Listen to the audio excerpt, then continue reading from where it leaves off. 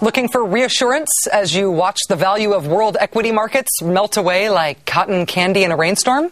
If you need to be reassured by our Dow losing 18% of its value in the last week, Japan's Nikkei losing 25% of its value in the last month, the entire nation of Iceland, of all places, may be going bankrupt. If you need to be reassured, I suggest you put your fingers in your ears when John McCain's campaign manager, Rick Davis, talks about this situation. There's very little a candidate for president, and frankly, after watching today, very little even the president can say about what's happening in the stock markets other than to hope that, they correct themselves. And okay, here's the thing about hope. Hope is nice. Hope can be a very positive political thing when a politician inspires hope in people.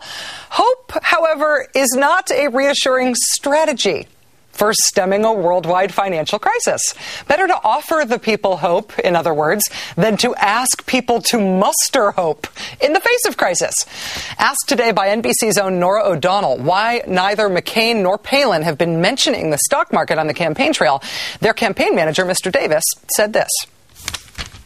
Now, I don't know if you really want to turn a campaign into a CNBC news show on the stock market. I mean, it doesn't mean that we don't care and aren't trying to do something about it. It's just I'm not exactly sure what you'd say every day. Not exactly sure what you say every day? Nothing to do but hope things get better?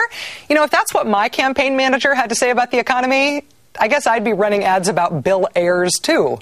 Today, after a swing of 1,000 points, the Dow closed down 128, which was, I guess, good news, relatively speaking. The market being down 128 is starting to feel like a good day. Down 100 is the new up 300. Nationalizing the banks is the new in the black. In the midst of today's wild day on Wall Street, the White House was forced to say that there is no plan to close U.S. financial markets amid rumors to the contrary. Wow. President Bush spoke publicly again today to try to reassure anxious Americans. The word feckless comes to mind. His financial team is set to meet with G7 finance ministers Saturday, tomorrow in Washington to discuss a potential global economic meltdown and a potential global financial response.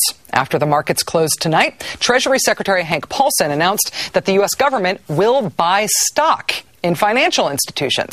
Remember, fellow taxpayers, that's our money, public money. The two men who are probably now reconsidering how fun it might be to take over the presidency in January, those two candidates each offered up new elixirs to ease what ails us. Barack Obama proposing a new set of tax cuts and loans as part of a small business rescue plan. We won't grow government. All we're going to do is work within the Small Business Administration to keep folks afloat, to keep these businesses open, while providing tax cuts to lift the tide. It's what we did after 9/11. We were able to get low-cost loans out to tens of thousands of small businesses. So that's Obama's pitch today. Here's John McCain's. Current rules mandate that investors must be beginning to sell off their IRAs and 401ks when they reach age 70 and a half.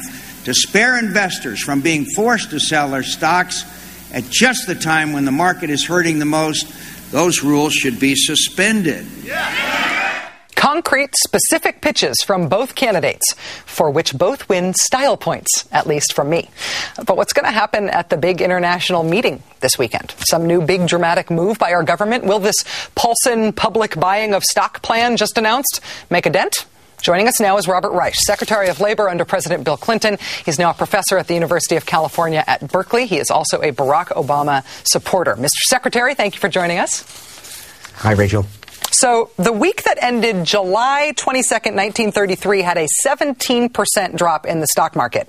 This week had a more than 18% drop in the stock market. It's very scary. Well, it is very scary. Yeah. I wish, I'm tempted to say we have nothing to fear but fear itself. But the trouble is, fear itself is pretty scary. Yeah. I mean, is it true, though, that the disaster in the stock market specifically is more of a symptom now than the actual illness? Are there other indicators we should be watching that may be better indicators with what's really going on than the stock markets? Well, almost every indicator right now, Rachel, unfortunately, is heading downward. Credit markets are freezing. They have been freezing for some time. And obviously, the reason Barack Obama was talking about small businesses today is that small businesses are the major generators of new jobs. And if you can't get credit to small businesses, if they can't borrow, then they're not going to be new jobs. In addition, though, we ought to be watching the unemployment figures. We have lost in this country, in the private sector, so far this year, about 1 million jobs. And if unemployment continues to rise, we are in deeper trouble because people can no longer pay their bills. What's your initial assessment of this new plan, somewhat unexpectedly announced today by Secretary Paulson, the idea that the Fed will buy stock in financial institutions? Well, I think it is wise to give financial institutions more money as long as taxpayers do get shares of stock, so that if there is an upside to this, when and if financial institutions ever recover, taxpayers as shareholders will get some of that upside gain as well.